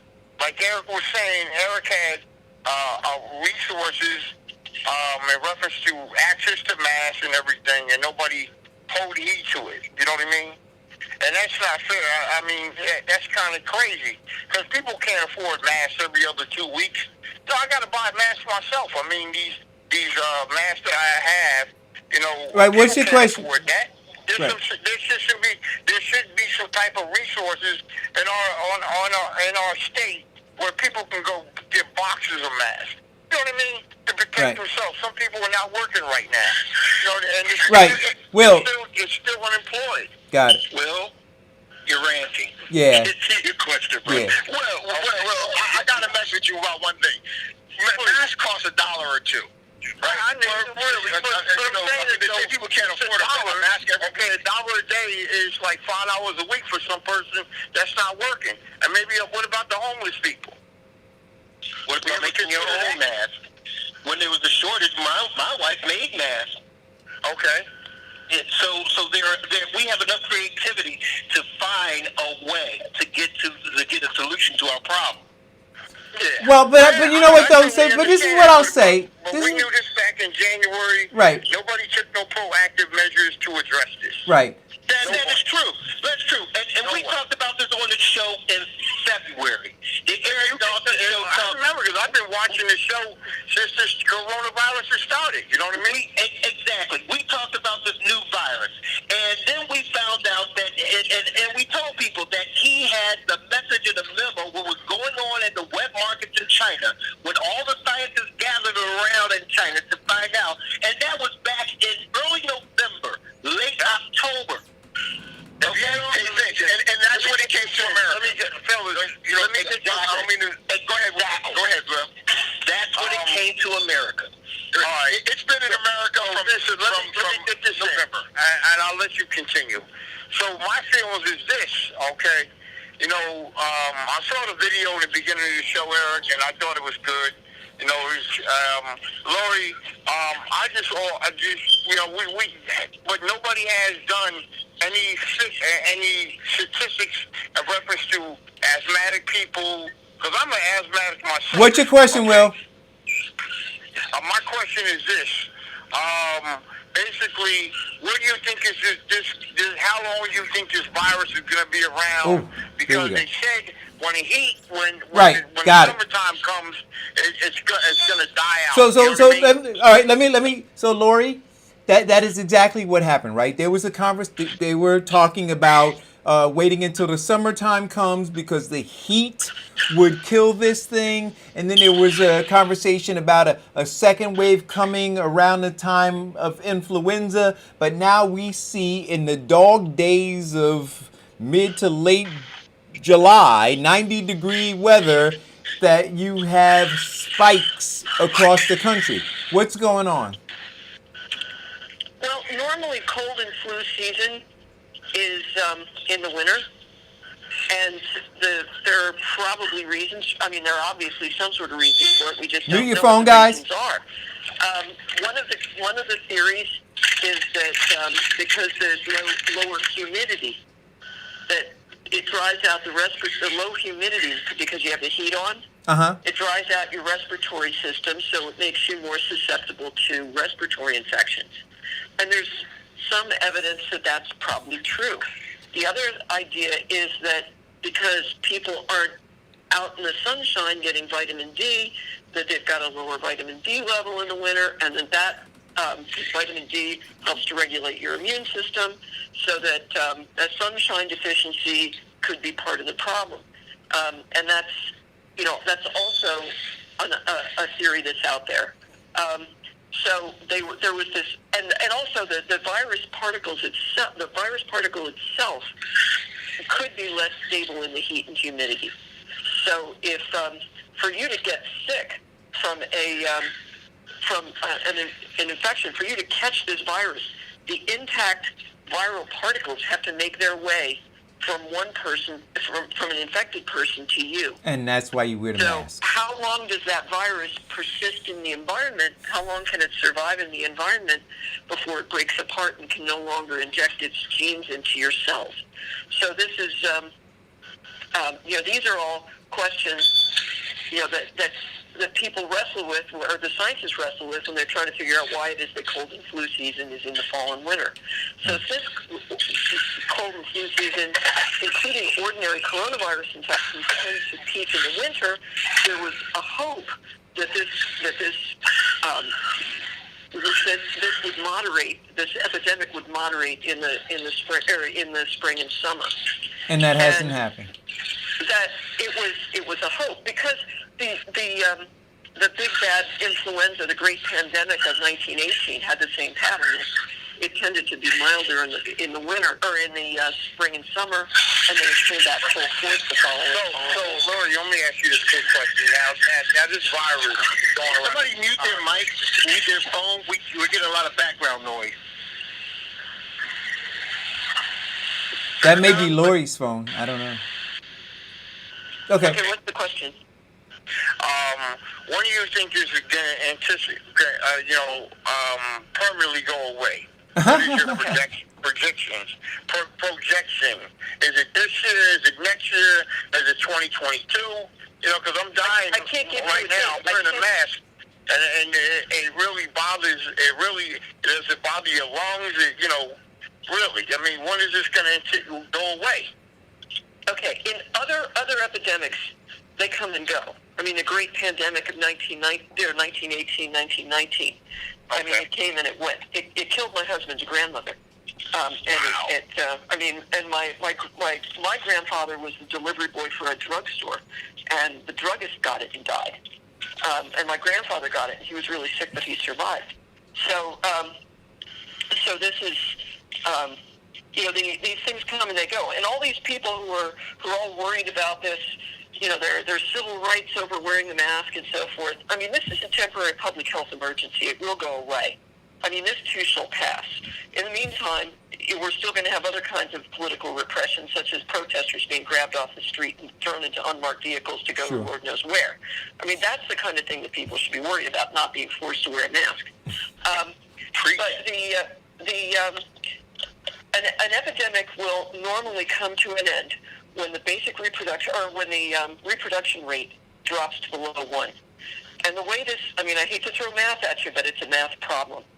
The reproduction rate of a disease is the average number of persons that a single infected person will infect. So if you have 100 sick people, and on average, each of those persons, on average, infects 2 persons.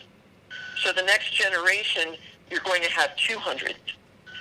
And then if each of them infects 2 people on average, some will infect more, some will infect fewer. But then after that, it's going to be 800. And then, then the next 2 weeks later, because it's about 2-week course or whatever. So, 2 weeks later, you've got 800.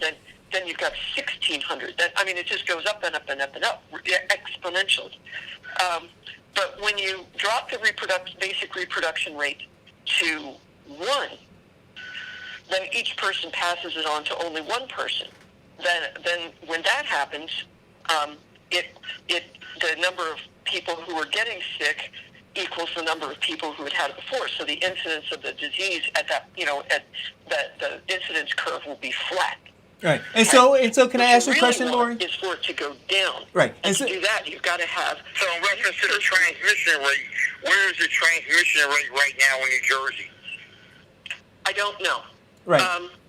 The original estimates of the basic reproduction rate, which is R subscript 0, or also called R naught. That's the number that is, if you walk into a room you're one infected person in a population where nobody's immune, that's the basic reproduction rate.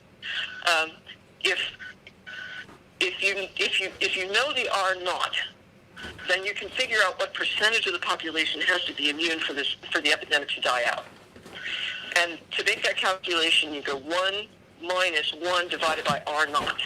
So if R naught is 3, and that's, kind of high, well, not high compared to measles. Measles, the R naught is 18. One sick person infects 18 others on average. Wow. But for this, it's like, let's say it's 3, which is a reasonable estimate, because I've heard estimates between 2 and 3. So, each person would infect 3 people if no precautions were taken. Well, if you can take precautions, so to drop that so that the average, on average, the infected person infects fewer than 1 person, then the curve goes the other way. It drops. So we can. I mean, New Zealand brought this to an end by being very meticulous about contact tracing, and they're an island, so they don't. They can control their airport. Yes, we're on an island. We've got people coming in. Reference to the contact tracing, Governor Murphy, I watch him Monday, Wednesday, and Friday for his press briefings, and he indicates every time, he started off back in March when the virus was attacking us like crazy. People were on ventilators and all that. It's an unfortunate thing, and my prayers go out to each and every one that had the coronavirus and they get well. But in reference to the 14-day curve, he was talking about a 14-day curve. Oh, the curve is going down, down, down, down, down. So that's been the discussion since March. Now we're back in. Well, now we're moving on to July. Was talking about second wave. So the second wave. So has that second wave came yet? Well, I want you to answer that question, and then we got another caller. All right. I haven't been keeping up with the statistics. I'm sorry, I can't tell you what the trend lines are. Okay. I can tell you why the trend lines would go one way or the other. But in general, So if the basic reproduction rate is 3, okay. then 1 minus 1/3 is 2/3. So in order for this thing to die out, then you'd have to have 2/3 of the population become immune. So either that means that you'd have to have 2/3 of the people becoming immune one way or the other, which would mean if the mortality rate is like 1%, of like back of the envelope calculation here, if you have like 300 million people in the country, and in order to get 2/3 of them immune, that would be like 200 million immune people. 200 million. Well, what's 1% of that? That's your mortality. It would be breathtaking. Yeah. So we've got to do something. Yeah. We got another All right, call. Eric, I'll let you guys go. Have a good day. All right, Thanks, Will. Will. We got another call. We got another call. We got another call. Call, go. All right, I'll talk to you guys later. Thanks. Hi. Good afternoon. Good morning. Loving Lori. This is Jody. I have a question about the mask specifically, right? So, is there a difference? No. Let me ask my question specifically. With the surgical mask, right? I do well with it. Is there? I don't find the cloth mask to be very healthy in the sense of against the virus.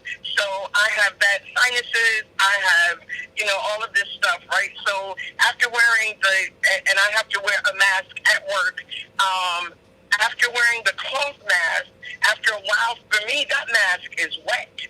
My breathing, my continuously being forced to open my mouth because of my congestion or whatever we want to call it.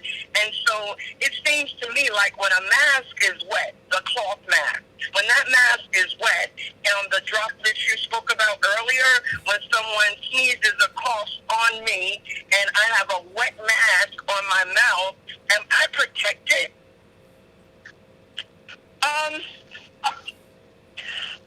I don't know. Some protection is better than no protection. If you're getting you may want to get some washable type masks. Get like a few and then just change them during the day.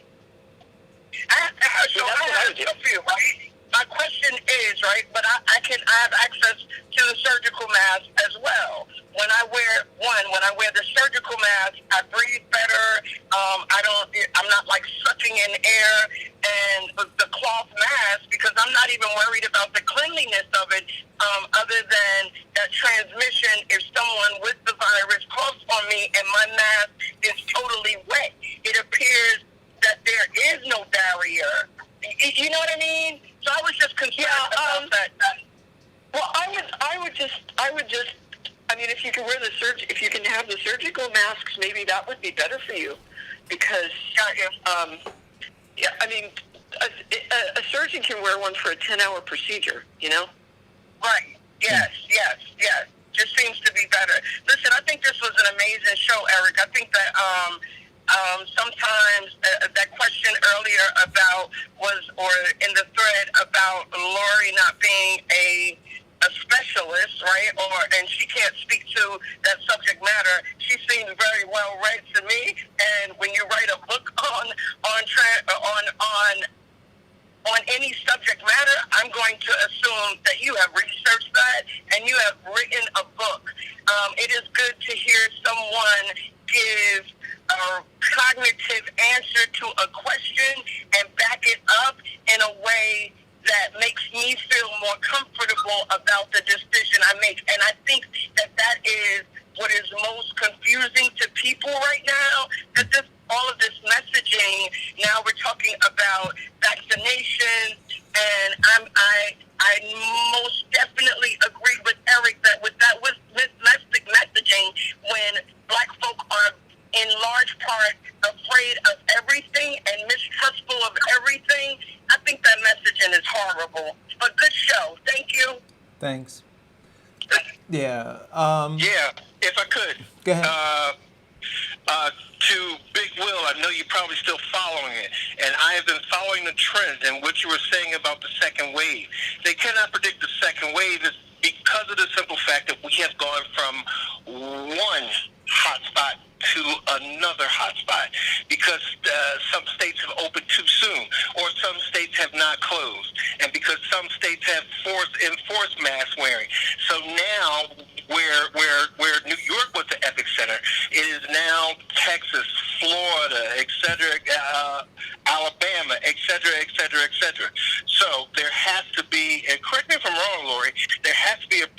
period of flattening and decreasing before they can actually start dictating when the next hotspot or second wave comes up?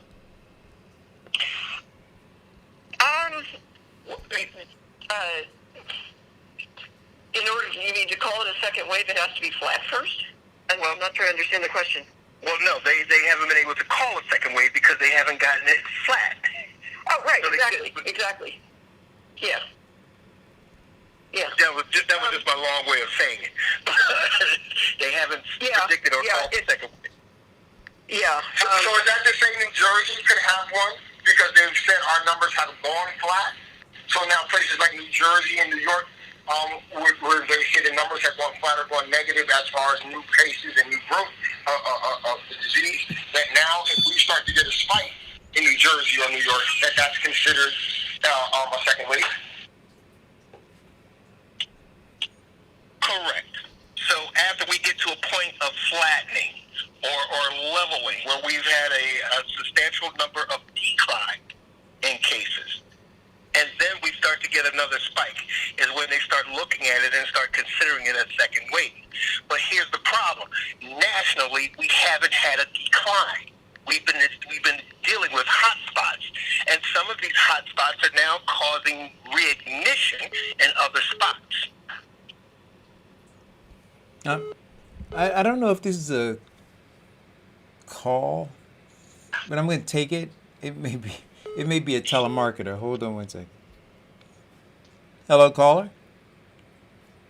This is an important notice from the Social Security Administration. Yeah. The reason you have received this notice from our department because we have found some suspicious and fraudulent activities under your Social Security number. Yeah. And we are going. I hear you. Okay. I'm sorry, guys. But what we have to look out for and be cautious of is the simple fact of people in the East Coast, New Jersey, New York, Connecticut, where we were band together and all following the same mandate, when we start relaxing and thinking that we are now past this, that we can now put ourselves in positions for another flare-up. Well, people are going to get careless after a while. They can only tolerate things for so long. And it's my husband's been saying, look, if everybody had just shut down completely for 2 weeks, this would have been pretty much gone. It's the fact that people are behaving in his way of thinking and behaving like toddlers, and just not wanting to behave and not wanting to doing things they've been told not to do, and because of that it keeps it going. If we all pulled together as a team, this wouldn't be a problem. Correct. I agree with you 100%. Which sparked a huge amount of passion for me with the Post, and now all of a sudden somebody's been saying that he's got some scientific proof, and we haven't seen the proof yet. None of it corresponds with what you've been saying and what all the other leading experts have been saying. And I love the simple fact that you have been, what you said has just gave confirmation to all of the trusted scientists that are out there in publication today. So, I love the fact that people are getting the facts, the exact facts, not the politicized version, not the version based on, this group backing you to say certain narratives. I cannot express how blessed we are for your information that you've been giving us today. Oh, thank you. I like to share information that helps people. That's my whole thing. This definitely has. Definitely has. Well, yeah, I think this has been very helpful. And for those people who, like Jody said, has made a decision amidst all of the confusing narratives that are out there, and then to hear a voice just kind of pierce through that to offer, reasonable explanations as to why we should be moving in this direction. And I agree. I think that if we had just shut down, everything, it would have been over. And so the pain continues, and there are people who are profiting on the pain and the misery and the death, and it sickens me to see it. So yeah, I don't know what else to say. I'm exhausted. I really am. I saw a lot of people on Facebook and Twitter and so forth in the beginning of this, and they were saying that, these were business type people, and they were ranting and raving about how we can't shut things down. We can't we can't have a shutdown. We should just allow herd immunity to take place. Well, you remember what I told you about the 200 million people that would have to become immune in order for herd immunity to be real, or to be achieved? How many deaths is that? If 1% of the affected people die, that's 2 million deaths. Okay. Wow. So when people were saying herd immunity as a strategy, no, herd immunity is not a strategy. Herd immunity is a goal, and you can achieve that goal either by allowing 2 million people to die, or by just staying home and covering your mouth if you go out. Well, plus herd immunity is what, 4 to 6 years? It depends on how fast it spreads. If you've got all these idiots just running around spreading it, then the rest of us are going to be shut down in our homes until we get to that 200 million point, or until they come up with a vaccine. And now the question. The question is of why the young people are not dying in quite such numbers is an important question, and there's one suggestion, and I think it deserves considerable attention from the public health community, is that their childhood vaccinations are protecting them. And preach that, sister. Wait, Vincent, let her. Yeah, in particular. Oh, no, back up now. Vincent, let her finish. Yeah. So in particular, the measles, mumps, and rubella might be what's protecting them. So about 2 months ago, I had started asking vaccinologists and the people, influential people, to tell the companies that make the company makes the MMR vaccine to ramp up production of it, because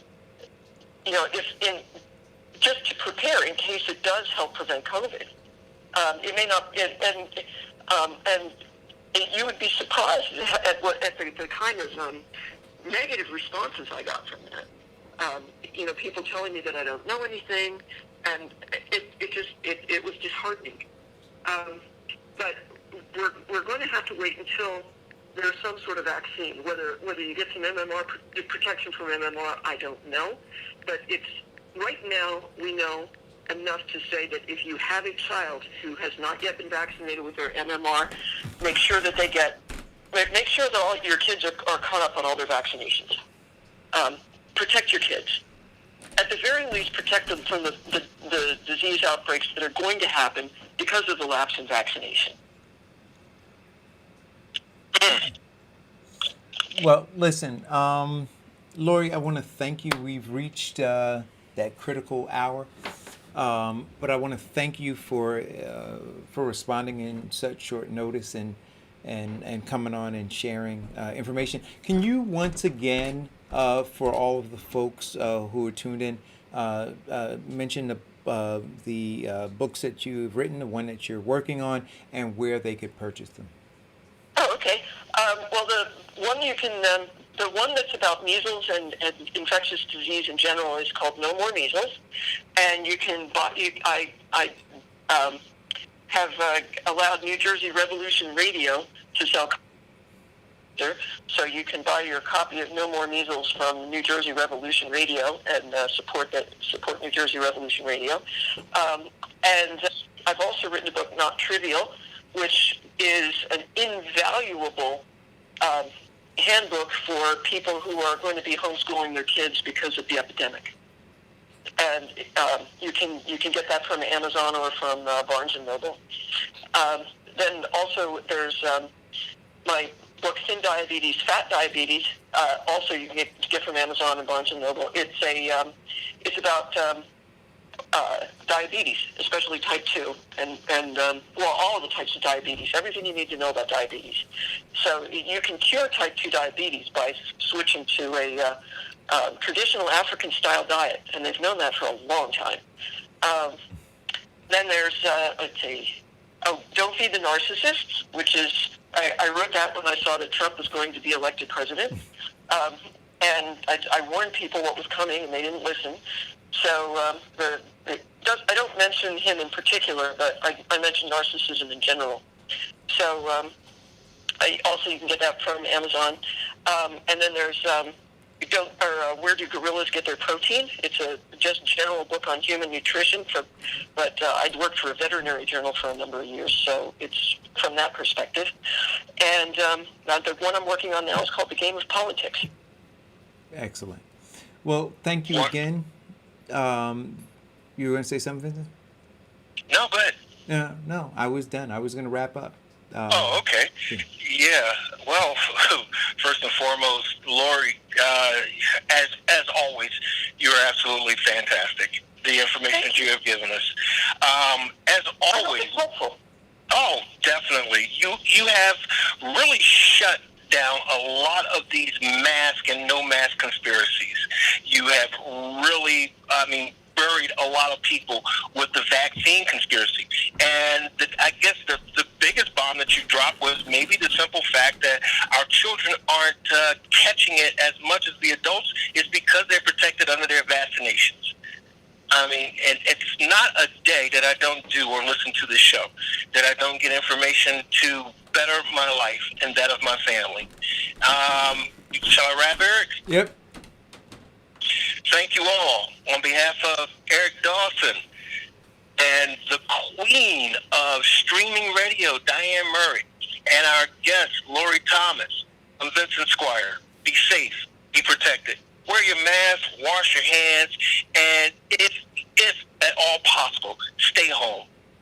If it's God's will, we will be back tomorrow giving you more information to enhance and better you. Stay blessed, everyone. Bye-bye.